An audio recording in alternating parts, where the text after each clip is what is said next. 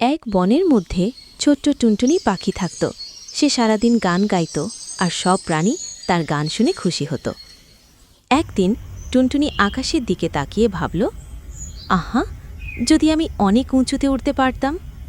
সে রাতের আকাশে বড় হয়ে আকাশ ছোঁয়ার স্বপ্ন দেখে ঘুমিয়ে পড়ল।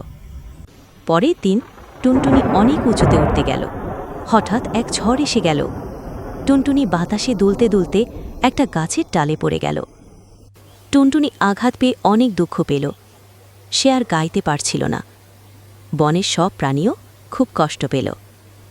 বনের প্রাণীরা মিলে টুনটুনিকে সুস্থ করার চেষ্টা করল। তারা খাবার আনল, গান গাইল আর তাকে সাহস দিল। টুনটুনির ডানা একটু একটু করে ঠিক হয়ে গেল। সে আবার গাইতে শুরু করল। এবার তার কানে ছিল আশা আর ভালোবাসার সুর।